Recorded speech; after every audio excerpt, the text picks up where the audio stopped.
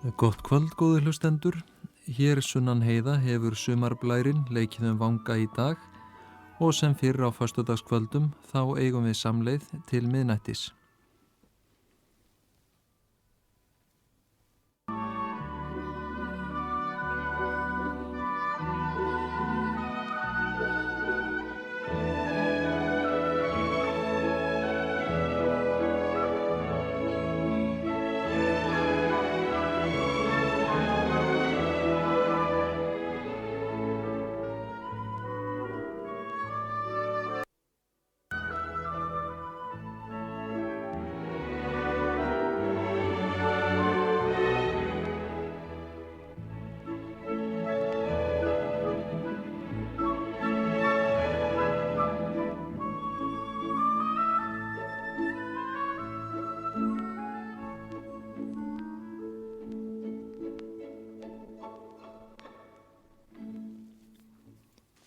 Það má með sanni segja að það fari vel þá sem koma í nýja útvarpshúsið við Efstaleiti. Og hér í þessum glæsilegu húsakinnum sestur gestur minn hér í kvöld. Þetta maður mikill á velli, bjartur yfirlitum og það fer ekki hjá því að maður finni að þessi maður, hann býr yfir mörgu sem hann vill leyfa öðrum að njóta með sér. Honum á stundu mikið niðri fyrir þegar hann segir öðrum frá sinni hjartans samfæringu og það alvara, það gleði og það einlægni í framsetningu hans. Einar J. Gíslason heitir hann, forstöðumaður Hvítasunnu-safnaðarins hér á landi langt árabil. Og við deilum andvöku í kvöld með Einari og fáum að kynnast viðhorfum hans til lífsins, trúarskoðunum hans og viðhorfum almennt. Hann maður sem heyrst hefur í og óhræddur í því að tala sínu máli trúarskoðana sinna. Hins vegar kann ykkur eins og mér að hafa fundist minna heyrast til þessa mæta manns að undanförnu en oft áður.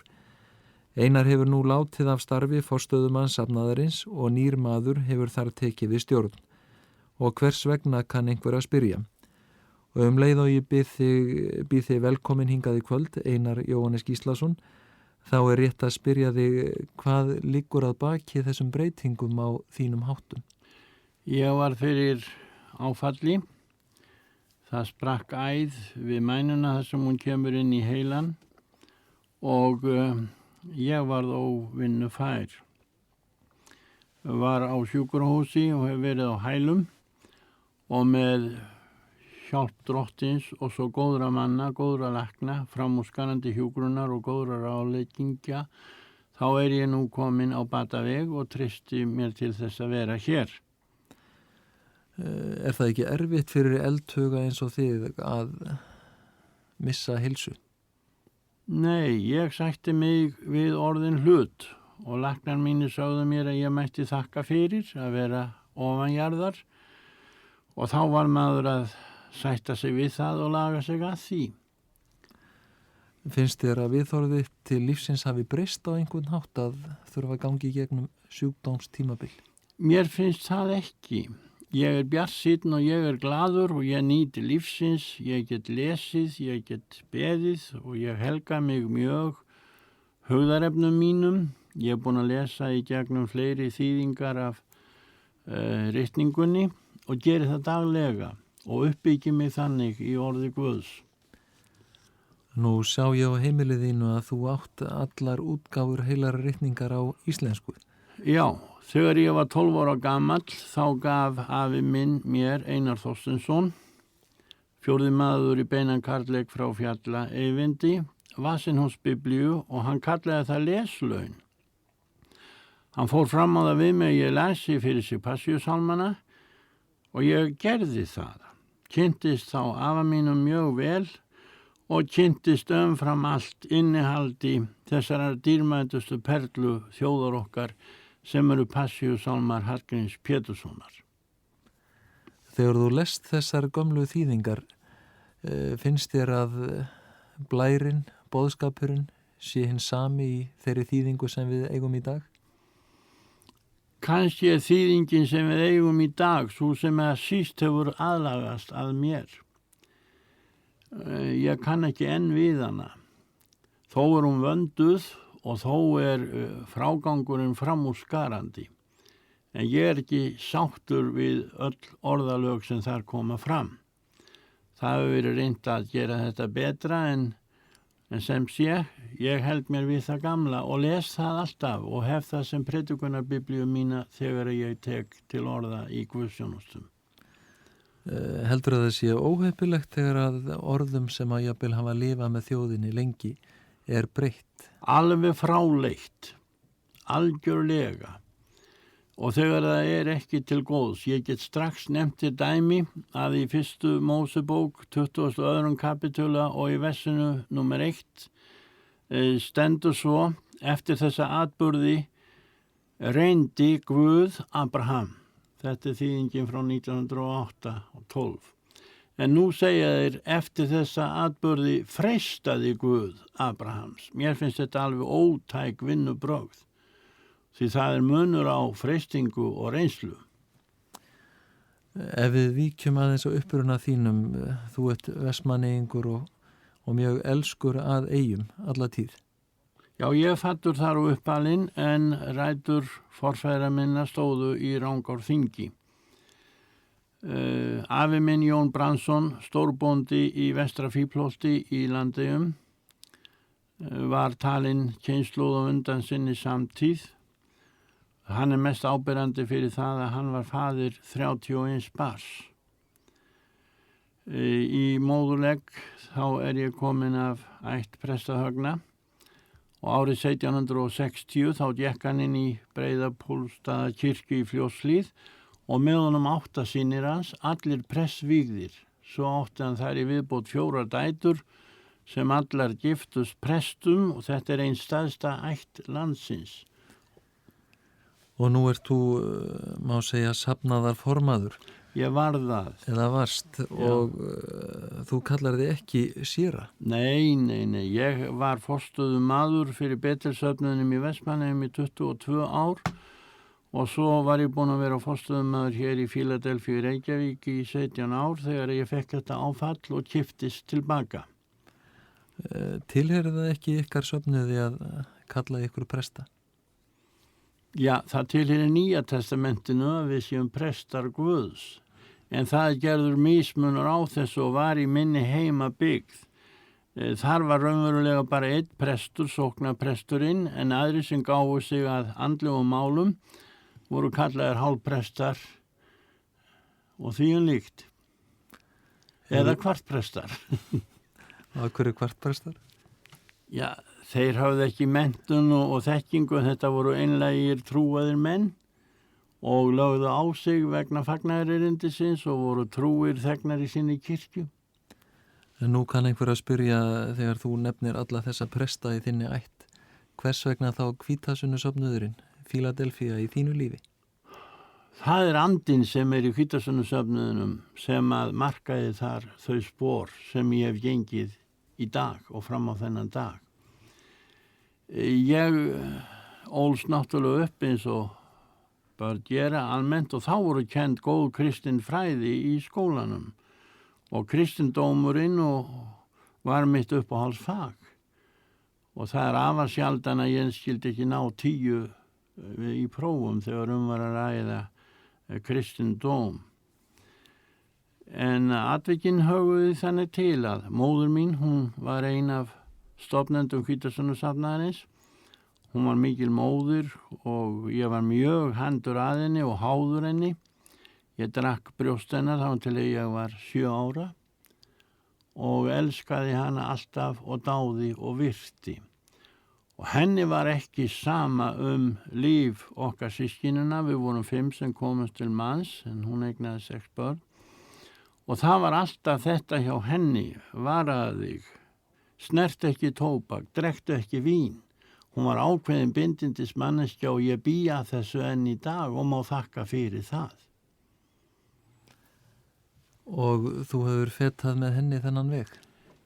Já, ég gerði það. Ég eignaðist trúarlegt afturhvarf og það var náttúrulega grundvöllur bænir hennar mömmu og Einars afa og Óskar bróður. Þetta var fólk sem hafði tekið afstöðu.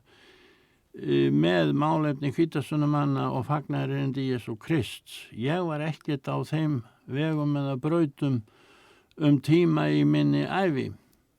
En svo kom það að mánudagskvöld, 20. nóvember 1939, klukkan 11 að kvöldi, þá beið ég hnefið rúmið mitt og Óskar bróðir bað með mér og ég upplifði Jesúm Krist. Hvernig tilfinning var þá og hvernig nálgaðist Kristurinn? Það var mikill harmur og grátur, það var mikill iðrun og blygðun og ég skammaðist mín fyrir að hafa ekki komið til hans fyrr. Og syndir mínar stóðu mér fyrir hugskot sjónum. Ég var eins og almennt gerist. Sem betur fer var ég aldrei háður tóbaki og ekki heldur alkohóli eða víni.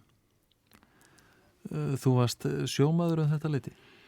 Ég gerðist sjómaður 10. maí 1940. Þá var ég skráður á fiskibát Víking Vaffi 133 sem pappi átti að 1/3, Július Frandi á Hlíðarenda að 1/3 og Óskar bróðir að 1/3. Og ég réri á þessum bát. Hvernig líkaði þér sjómennskan? Ákaflega vel. Hún féll mjög vel að mér. Fannst þetta harður heimur, samkeppni? Nei, þetta var bara vinna sem maður lagði sig í, en þá voru þarna óskráð lög. Maður mátti aldrei segja það bylur í dag eða það rók, ekki brim úti, nokkuð næði. Maður var kallaður og maður lærði að hlýða og mætti og fór út. Heldur að sjómenn séu fastir á venjur? Ákaflega. Án þess að ég segi hjátrúafullir. Þeir ekki hjátrúafyllri en annað fólk. En maður tók eftir draumum. Það var hræðilegt að dreyma til dæmis nakinn kvenmann. Það þýddi brælu og leiðindi. En að dreyma til dæmis mikið hár og mikið haug, það þýddi afla. Það fór alveg eftir. Ertu berdreyminn? Ég mjög berdreyminn, mjög. Og ég tek tillit til drauma og ég trú á drauma og ég skil ekkert í því fólki sem kalla sig kristið og vill ekki taka mark á draumum. Skulum lesa frásögunum Jósef, fósturföður Jesúm Krist, hvernig hann dreymdi. Kanntu að segja okkur frá einhverju sem að Kristur hefur byrt þér í draumi? Ég hef aldrei séð hann persónulega en ég finn hann. Ég finn hann ákaflega. Hann talar til mín og ég heyr hann. Og þegar hann talar þá það alltaf í hægra eyra sem ég fæ að heyra rödd hans. Og svo sé ég rödd hans fyrst og fremst í Guðspjöllunum og á blöðum Nýja testamentisins. Ég tek það algjörlega algilt. Og hér skulum við heyra lag sem að heitir Hefur þú heyrt af samnefndri plötu og það meðal annars dóttir Einars, Guðni Einarsdóttir, ásamt Elsabetu Eir og Magnúsu Kjartansinni sem að þetta flytja. Hefur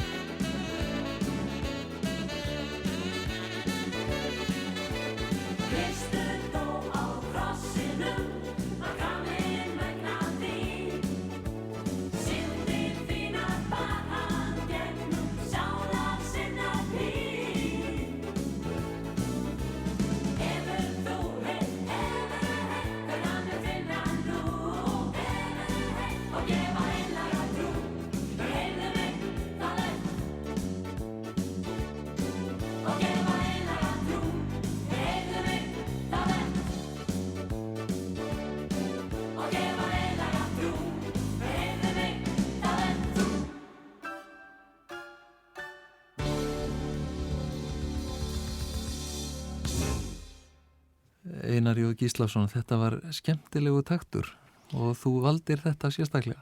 Já, mér ennur blóðu til kildunar þar sem annars vegar dóttur mín og mikil vinkona Elisabeth Eir Kortes sem núna í Svíþjóð. Og þetta höfðar til ungs fólks. Við viljum ekki hafa jarðarfarar braga á þessu. Það nóg þegar að því kemur. En við viljum hafa eitthvað sem lífkvar og hvetur. Þessi taktur létti og leikandi, heillar hann þig? Hann gerir það. Ég glaðlyndur maður og þetta heillar mig. Ég hneykslast ekkert á þessu, en ég vil ekki hafa þetta eingöngu. Ég vil syngja uppáhalds sálma mín eins og óþá náð eiga Jesúm, sérstaklega í upphafi Guðsjónustur. Hvernig gengur að sameina þennan nýja takt og eldri sálma í stórum safniði? Það eru nú árekstrar það og deildar meiningar. Það alveg eins og ef við ætlum að borða havragraut, sumum finnst hann of saltur og öðrum of þunnur. Þetta svo misjað smekkur, en við verðum að laga okkur að því sem og taka tillit til annara. Hefur Hvítasunnu hreyfingin sótt mikið að nýjum lögum vestur haf og flutti jafnvel nýjan takt að þér finnst? Það aðal framleiðslan í þessu, það eru Bandaríki Norður-Ameríku og þeir sem voru duglegastir þar, það voru svertingjarnir og þeir sungu mikið og þegar þeir voru þrælar að þá sungu þeir alltaf og léttu sér störfin og sungu margraddað. Ég hef séð á syngja á stóru móti í London, þar sem var kór svartra manna. Þeir voru allir klæddir í hvítt og með bláum borða og þeir yðuðust til eftir hljóðfallinu og sungu yndislega. Dansar þú í huganum þegar að þú heyrir þennan takt? Ég dansaði afskaplega mikið þegar ég var strákur og hafði yndi af dansi. Fór á böll og svona, en í guðsjónustum okkar þá iðkum við ekki dans. Það geta verið hreyfingar en að við séum að fara eins og við séum komin í ræl eða polka, það kemur ekki til. Þegar við minnast á Bandaríki Norður-Ameríku, hefur þinn söfnuður mikið samband og samgang erlendis? Við höfum aðalega samband við Norðurlöndin og þá sérstaklega Svíþjóð. Þaðan komu brautryðendur Hvítasunnu safnaðarins til landsins og við höldum þeim tengslum í heiðri. Hins vegar hafa Bandaríkjamenn Norður-Ameríku mikið samband við okkur. Þar mest vaxandi kirkjudeild í heiminum, Assemblies of God eða söfnuður Guðs, og við höfum fengið marga góða fulltrúa þaðan. Til dæmis núna páskana var eitt hjá okkur sem kom þaðan og hafði ákaflega góð og sterk áhrif. Það gerði hann. En hvað finnst þér með þennan nýja takt, nýju hreyfingar sem að stundum eru kallað karismatískar? Þetta náttúrulega eins og greinar af sama stofni og sama meiði. Ég átti einu sinni talað þetta við þann mæta og merka mann Ólaf Ólafsson. Hann taldi það að Guð hefði leyft þetta svo að greinana næðu út til sem flestra. Og það jú ríkjandi trúfrelsi í landi okkar og þegar því fylgt að allt fari fram sómasamlega og með reglu, þá segi ég bara amen. Amen segiru, þið notið mikið þetta orð þegar þið komið saman. Já, við elskum þetta orð. Jesús Kristur, hann amen. Þetta segir hann sem votturinn trúi og sanni. Amen, hann það. Og þið hafið önnur orði líka sem þið gjarnan grípið fram í? Já, við segjum oft halleluja og lofum drottin. Þú prestur, Pálmi, og ég veit ekki hvernig þér myndi líka það ef að í söfnuðu þínum á Akureyri. Þú færir að heyra þetta í kirkjunni, í guðsjónustunni og fólki færir að segja amen eða halleluja. Ég ætla að skjóta þig hér inn í, það ykkur fjölbreytnina í þessu. Það var maður í norsku þjóðkirkjunni sem sótti sína kirkju en hann irriteraði prestin mjög með því að þegar að prestur las gott og fallegt orð úr Nýja testamentinu þá sagði sá gamli oft amen og halleluja. Svo í dag þurfti hann að fá vottorð hjá honum, fæðingavottorð, og hann kom á skrifstofuna og prestur bauð honum inn en hugsaði strax hvernig ná ég nú að halda honum þegjandi á meðan hann hjá mér. Og prestur þurfti að fletta í kirkjubókunum og leta hann fá kennslubók í starffræði. Hann getur nú ekki sagt amen yfir neinu hér. Svo fór sá gamli að fletta bókinni og þá lesa hann þar að mesta dýpi sem mælst hefur í sjó á okkar netti séu austan við Filippseyjar og það séu 11 kílómetrar dýpið. Og þá hrópar sá gamli upp, amen, halleluja. Og prestur kemur fram og spyr hvers vegna hann sé að hrópa þetta og hvað sjáu hann þarna sem sé svo eftirtektavert. Jú, hér stendur að dýpið við Filippseyjar hafi mælst alltaf 11 kílómetrar á dýpt og í hafsins djúp sem fyrr spáð finnst, þeim fleygðir innst, eilífð verður ei á þær minnst. Halleluja! Já, ég var nú að játa það að ég er nú ekki vanur því messum hjá mér að fólk rópi halleluja. Þetta var þjónustu formið í frumsöfniðinum. Finnst þér það að fólk sem að kemur nýtt inn í þinn söfnuð, finnst þér að það nái þessum takti strax? Ákaflega fljótt. Þetta er svo hjartanlegt og þetta er svo einlagt og menn hafa ekkert að fela, þeir tjá sig eins og þeir eru. En við erum alltaf að fela okkur. Þegar að styrjöldin var, ég las þessa frásögn frá henni og hún var mjög eftirtektarverð. Þá fór Winston Churchill til Bandaríkjana og farkosturinn var orrustuskipið Prinsinn og Wales. Og þegar hann var loksins kominn yfir hafið og slapp í gegnum hættur og nauðir, þá var hann í Hvíta húsinu með Roosevelt. Og eins og allir vita þá var hann hreyfihamlaður og þurfti að nota rafmagnsstól. Og Churchill óskaði eftir því fyrst af öllum megi að fara í bað.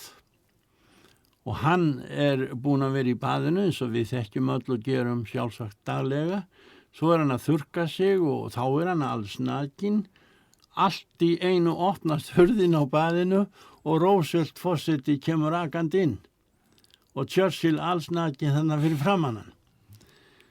Hann var skjótráður og hljótur og sagði, já, herra forseti, eins og þér sjáu þá hef ég engu að leyna. Þegar þú ert að tala í þinni kirkju og menn taka undir með því að segja amen og halleluja, eykur það þér styrk í þínum orðum? Það er hvetjandi, uppörvandi. Það ömulegasta er fyrir boðbera, hvort hann er prestur eða predikari eða trúboði, það er að tala yfir dauðum söfnuði. Hann verður að hafa söfnuðin með sér. Og ef að maður hefur ekki söfnuðin með sér, þá er best að segja amen og steinhætta. En ég veit mörg dæmi, ég var á prestaskóla í Svíþjóð, þar sem okkur var sagt frá því hvernig menn reyndu að ná athygli fólksins. Og það verður náttúrulega að koma fyrir innri glóð og anda Guðs. En einn kollega þinn, prestur, hann byrjaði sunnudagspredikun sína þannig, hafið þið heyrt, góðu safnaðar meðlimir nýjustu fréttir. Kólin eiga að hækka í næstu viku. Og allir hlustuðu. Þú talar andan og nú eru ekki margir dagar í hátíð andans, hvítasunnuhátíðina. Er hún sú hátíð ykkur afar kær? Hún er það. Og hvítasunnursöfnuður og hvítasunnurshreyfing grundvallast á því að við trúum því og fáum að reyna það sem átti sér stað á hvítasunnudag sé að ske enn þann dag í dag. Að andinn kemur og andinn talar. Og þú upplifir þessa hátíð sem hún væri að gerast jafnvel fyrsta sinn? Algjörlega, hún er alveg endurnýjuð og blessuð og ég er búin að búa mig undir guðsþjónustur í sambandi við andans hátíð og að predika í Fíladelfíu og annan í Hvítasunnu og ég er í krafti og eldi og loga. Þetta virkar þannig á mig. Finnst þér að það sé betra að predika á þessari hátíð en öðrum? Nei, páskarnir eru stór hátíð og jólin, ég er mikill jólamaður, ég er ekki jólasveinn. En ég sé fyrirmynd að jólahátíð í Gamla testamentinu í Laufskálahátíðinni.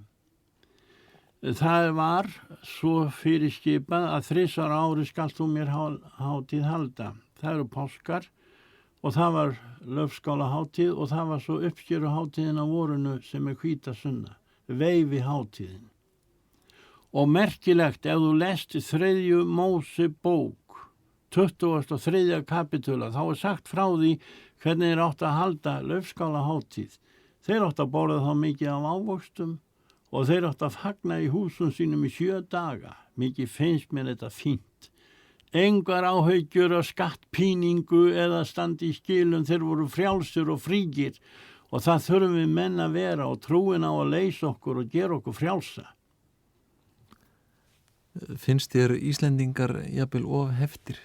Ákaflega mikið heftir. Ákaflega, þeir eru það. Það er eins og það losni ekki þá nema þeir verði fullir og þá verði þeir óheftir. Þegar að söfnuður þinn hefur verið að, má segja, dafna og margir koma þar inn og vilja leita ásjár þinnar, ásjár drottins, þá er sjálfsagt í þínum söfnuð eins og öllum öðrum misjafnsauður í mörgu fé. Já, maður reynir alltaf að benda þeim sem vilja koma og vera með, maður finnur einlægni þeirra hvort hún er heil. Maður reynir að benda þeim fyrst og fremst á bænina og bendir á bænin má aldrei bresta þig, búin er freisting ýmisleg, þá líf og sál er lúð og þjáð, líkill er hún að drottins náð. Og sá maður sem ekki kemst inn í bæn eða bænalíf, hann kemst ekkit áfram, hvorki í þinni kirkju eða hvítasunnu söfnuðunum.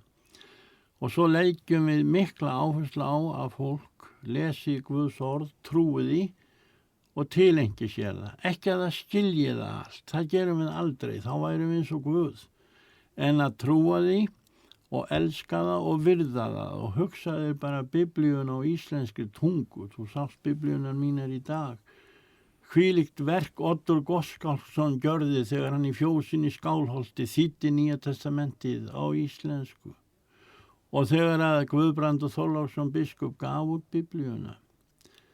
Ég hef eitthvað að lesi það að þegar Oddur Gottskálksson var ungur maður, 17 ára, hann var ekki nema liðlega 20, þá dó hann, þá var hann búin að gera þetta verk. Þá hafði hann komið frá Noregi til Þýskalands og verið í þessum miklu vakningum siðbótarinnar þegar að Martin Luther braut hlekki af fólkinu og gaf því Guðs orð. Og hann hafði sagt við Odd, ef þú vilt gera þjóð þinni gagn, þá skaltu gefa fólkinu Guðs orð á þínu máli. Og það tókst. 1540 var bókin prentuð í Hróarskeldu í Danmörku og flutt með bakkaskipi upp til Eyrarbakka og dreifst svo landið. Þetta er einn af mestu dýrgripum þjóðarinnar. Líður þér hvað best, Einar Gíslason, þegar þú sérð orð Guðs snerta við mannum? Já, það er fullnægja lífsins. Þegar það snertir mann hvort sem það er í gleði eða sorg. Ég hef reynt sorgir og eins og þú talar sjúkdóm áðan og mesta sorg míns lífs var þegar ég var ekki maður. Stóð á fertugu og var allt í einu einn með 3 lítil börn og elskuleg kona var tekin frá mér bara fyrirvaralaust. Hún dó á barnsförum. Ég bað ekki sprautur eða pillur.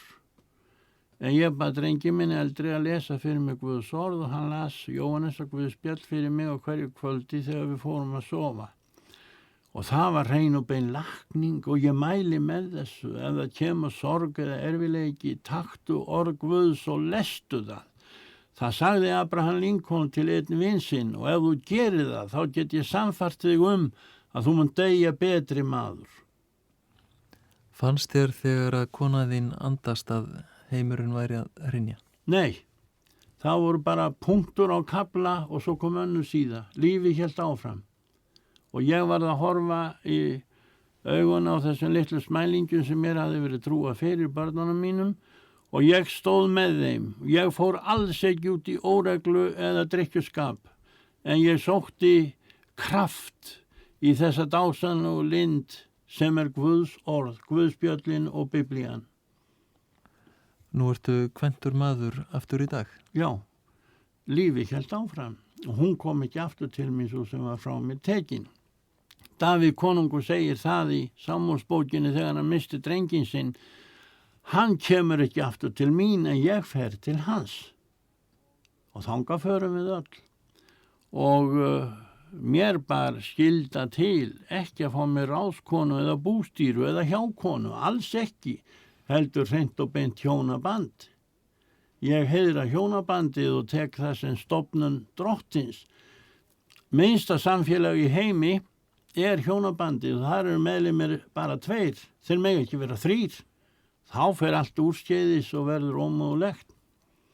En ég var ákaflega heppin, Guð gaf mér hana Sigurlínu Jóhannsdóttir, hún er skattfellingur eins og konan þín og við erum mjög samstæð í lífinu og hún tók að sér börnin mín sem sín eigin börn og það hefur verið mjög gott samband þar á milli.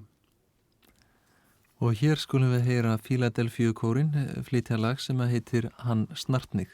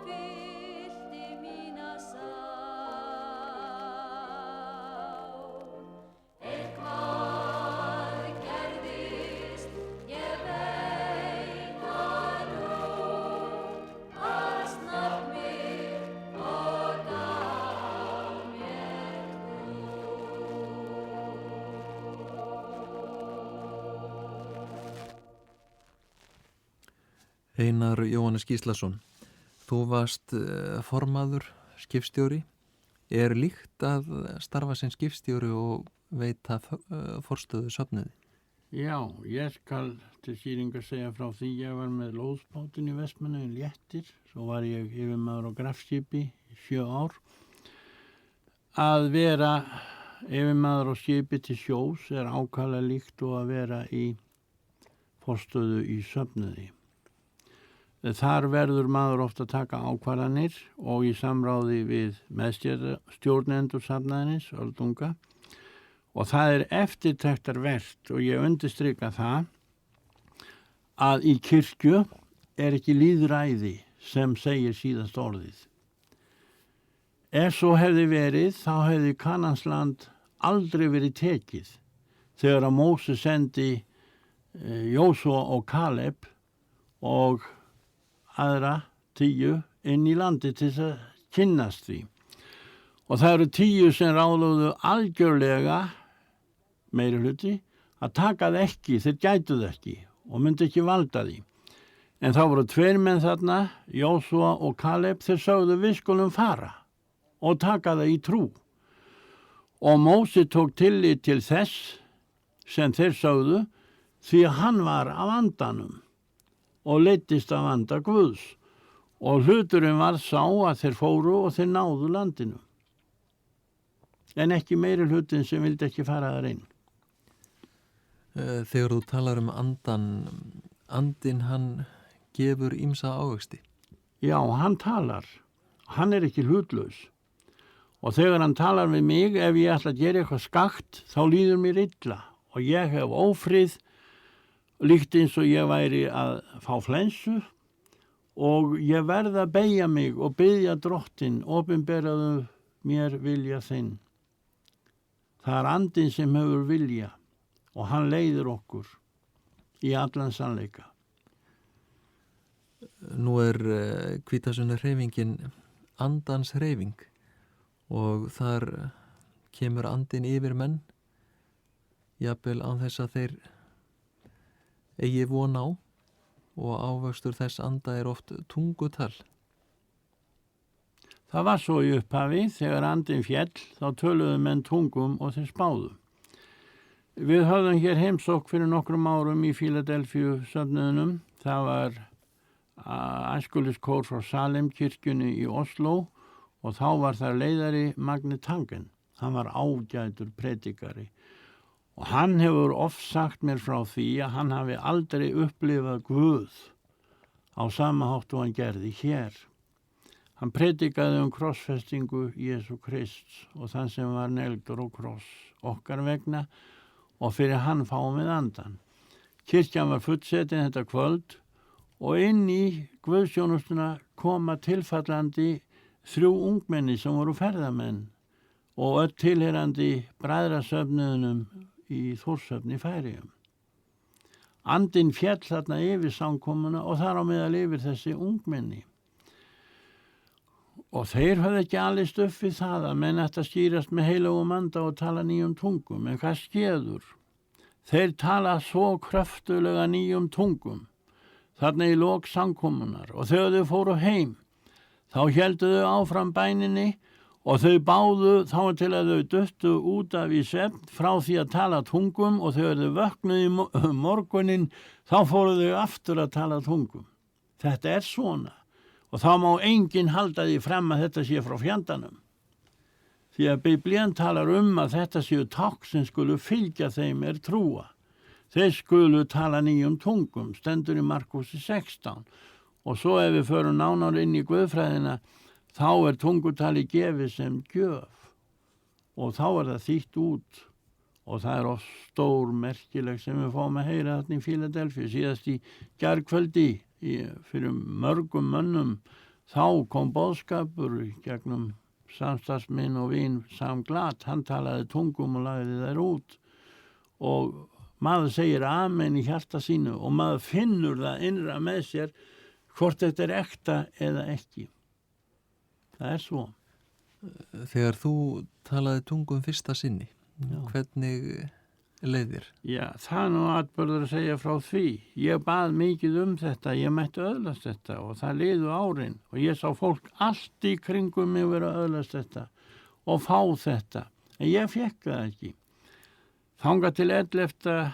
júlí 1948, þá ég trúboð á Siglufirði og bjóð þar í litlu Síón í Grundargötu 7 og við fórum að hátta ég og og Guðni heitin fyrir kona mín og ég vanur því að sofa vel og ég lærði það hjá hvítasunumönnum að ég skildi ekki bera áhyggjunar upp í rúm heldur skilja þær eftir við dyrnar fyrir framan þröskuldin. Svo byggjum við og svo leggjum við okkur til svefs og vanalega teki út djúpan svefn og þá má mikið til ef ég á að vakna í 1 klukkutíma fyrst eftir að ég sofna. En 2:00 nóttina þá vakna ég og þá var nú heldur betur eldur í kolunum. Þá hristist ég og skelf af krafti Guðs og ég að tala 9 tungum. Og Guðni vaknaði og hlustar og segir svo upp, hrópandi og himinlifandi, þú talar tungum, þú talar tungum. Sko, ég bjóð þetta ekki til. Andinn sem í mér var, tók sér bústað og náði tökum á tungurótum mínum og mótaði orðin og þau komu, ég bara hlustaði á þau. Þannig tungutal. Við búum þetta ekki sjálf og hugsum okkur ekki að gera þetta. En veistu, menn hafa verið að taka upp tungutal á segulbandstæki og vita hvaða málfólki talar, en það sama í hvaða háskóla þú ferð í heiminum. Þú hefur hvergi orðabók yfir tungumál engla. En Páll postuli segir, þótt ég talaði tungum manna og engla en hefði ekki kærleika, væri ekki neitt. Áttu létt með að tala tungum? Það kemur yfir mig í bæn og þá það sem gjöf, sem innblástur og ég skil það ekki, en ég skil að þetta bæn. Kemur þetta fyrir þegar þú predikar yfir þínu sofni? Það hefur komið fyrir, en ekki oft. Ég sleppi þess ekki yfirleitt fram. Til dæmis ef ég sit við bílinn og að aka, þá kemur þetta yfir mig. Ég sleppi því til dæmis ekki fram ef ég að vitja sjúkra eða fanga. Þá þetta fyrir mig, en ég læta ekki hljóma út. Þú nefnir sjúka og fanga. Þú hefur látið þér andum þá sem hafa mistið sig í þjóðfélaginu. Ég byrjaði á því strax á mínu trúa lífi að heimsækja sjúklinga. Og minnistæðasti sjúklingur sem ég komið til var Guðríður Þóroddsdóttir í Víðidal í Vestmannaeyjum. Hún amma Sigurjóns, Aflakóngs og Mattíasar og þeirra bræðra. Tengdamóður Óskars Mattíassonar vina míns sem var Aflakóngur með Leó í mörg ár. Veistu, hún var lömuð og gat sig ekki hreyft og hún var búin að vera lömuð í 20 ár. Það var það greiðinni og það var það matana og hjálpinni með allt. Og það var ekkert sem að hreyfðist nema tungan þegar hún talaði og svo augun. Einar Guttormsson sá góði sjúkrahúslæknir og ég blessa minningu hans. Hann var góður vinur Guðríðar, hann var mannvinur Einar. Svo segir Guðríður við hann, Einar, vilt þú gefa mig leyfi til þess að láta flytja minnir í Betel? Ég ætla að láta skýrast. Já, hann hélt nú það. Hún væri vinkona sín og þegar hann væri að reyna að skera upp og lagfæra líkans hluta, þá veit ég að þú biður og þú skalt fá að gera eins og þú vilt. Og við fórum 3 bræður og sóttum hana og bárum hana í Guðs stól og 1 studdi hana og svo var hún rétt niður í skírnarlaugina þar sem blessaður Ásmundur Eiríksson var og hann skýrði hana í nafni heilagrar þrenningar eins og á að gera. Og hvað skeður? Ég þurfti að fara til Svíþjóðar á biblíuskóla þetta haust og Guðni fór með mér og þá var hún í rúminu mínu og hún var búin að vera sjúklingur í 20 ár. Hún verður fyrst vör við það að hún þarf ekki að nota svona sterk gleraugu. Þau voru alltof sterk og þau þreytt hana. Og svo kemur smásaman lækningarkraftur yfir hana að hún verður alheilbrigð. Og ég kom til landsins með Brúarfossi í desember 1950 og þegar að ég ætlaði að fara borð í skipið kemur merk kona öskuvaðandi til mín. Hún var safnaðarsystir í Smyrnakirkjunni í Gautaborg og sagði, Einar, ég hérna með 2 töskur. Það ykkur á Íslandi sem á að njóta innihalds þeirra. Og ég tók þar með, það þurfti ekki að spyrja yfirvikt borði blessuðu skipunum og við fengum góða ferð heim. Og svo þegar ég kom upp í Betel, ég bjóð þar þá, Einar í Betel þess vegna, þá ég búin að heilsa gömlu tengdamóður minni og dóttir henni Guðrúnu og Guðríði. Og þá tek ég eftir því að hún bara á náttkjólu og í golftreyju eins og það sögðu gömlu konunnar. Og ég segi, heyrðu Guðríður, ég á víst erindi með þig og til þín með þessa töskur. Og þær eru opnaðar. Upp úr þeim koma skór, númer 38, Óskaría sænski leðurskór, brúnir og svartir. Þeir eru sneiðnir á fætur hennar Guðríðar. Það koma nærföt, það koma kjólar, það kemur hatt og það kemur kápa. Það passar allt á Guðríði.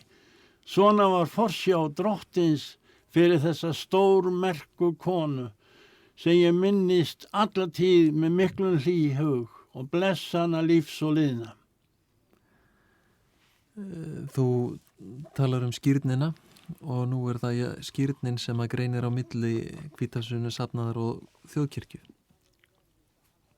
Já, það verður erfitt að halda kristnitökuna á Alþingi eða á Þingvöllum árið 2000.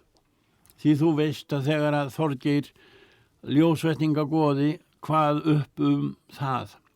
Að menn skildu allir trú á einn Guð, Föður, Son og Anda helgan og þeir skildu láta skýrast.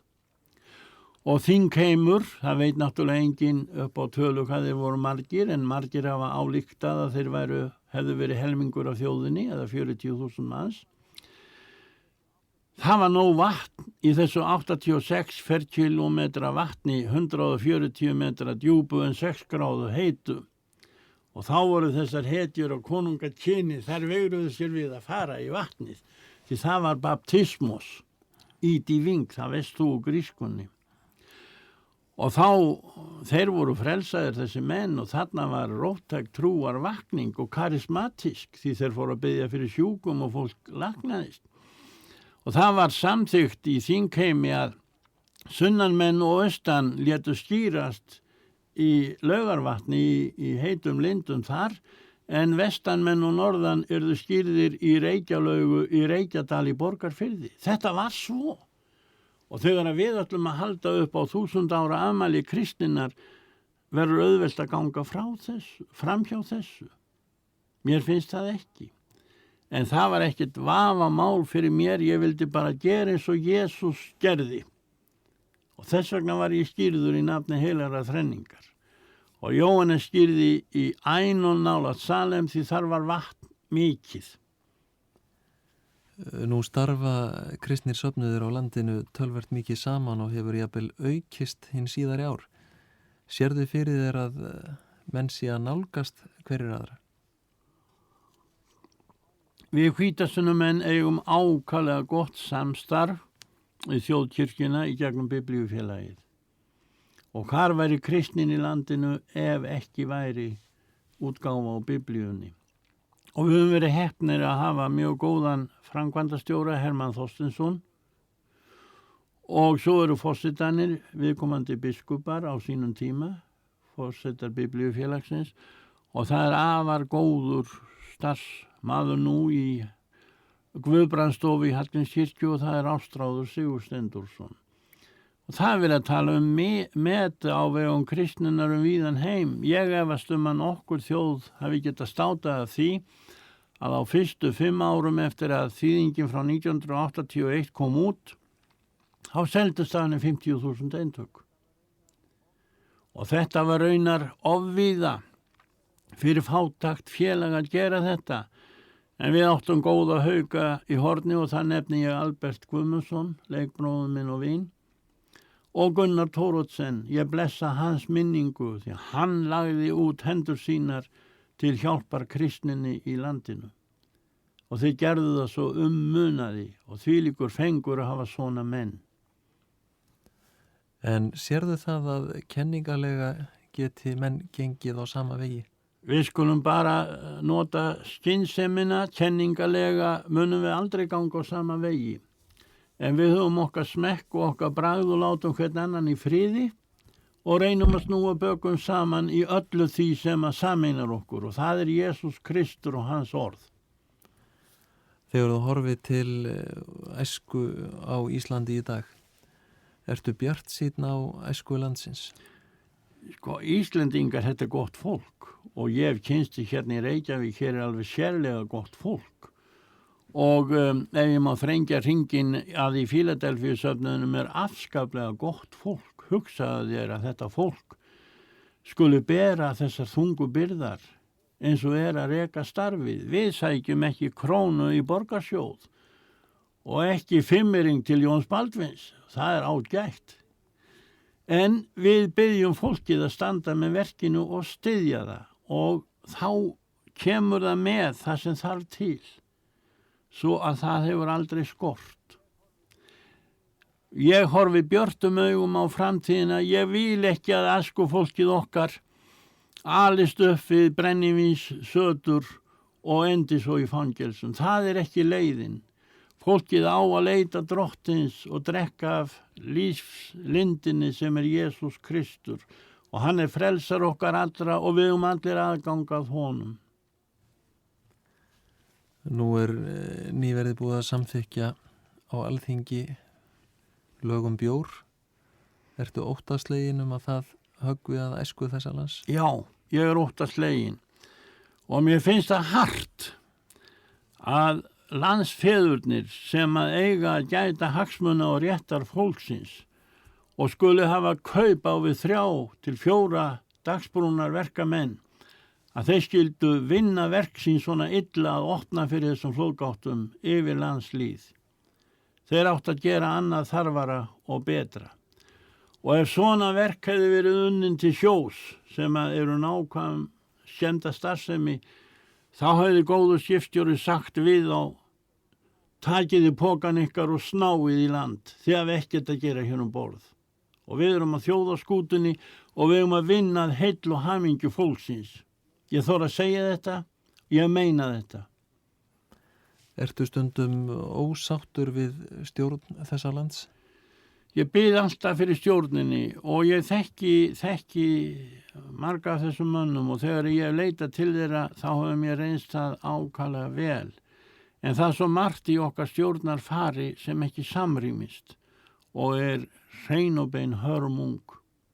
Heyrur ekki skruðningin í kaffibönunum? Hefur ekki heyrt út norlendingur hörmungar fólksins á Svalbardseyri? Á hverju ekki hlutur þessi réttur? Og svona má lengi telja. Þetta er ég ósáttur við. Og ég tel til dæmis, fyrst ég er búin að minnast á þessi mál, að samvinnu hugsjón sé eitt af því göfugasta sem er til en að draga hana svona niður í saurinn, það er alveg forkastanlegt. Hvernig líkur Einar Gíslason hverjum degi sem hann hefur lifað? Alltaf með bæn og orði Guðs. Við lesum saman á Biblíunni, ég og konan mín, og svo gerum við bæn og byggjum og felum okkur í hendur drottins. Góðir hlustendur, það líður að miðnætti og gestur okkar hefur verið Einar Jóhannes Gíslason. Það hefur verið ljúft að eiga þessa kvöldstund með honum og vonandi hafið þið notið hennar með okkur og við skulum ljúka því með því að heyra Kærleikans Guð. Það er Fíladelfíu kórinn sem syngur. Ég þakka Einari komuna hingað, ykkur samfylgdina, Guð gefa okkur öllum góða nótt.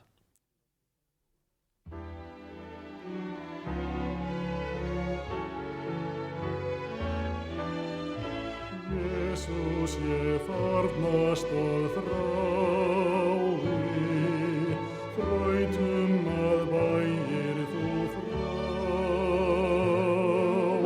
Kærleikans fylling ég fái og friðarins marki ná.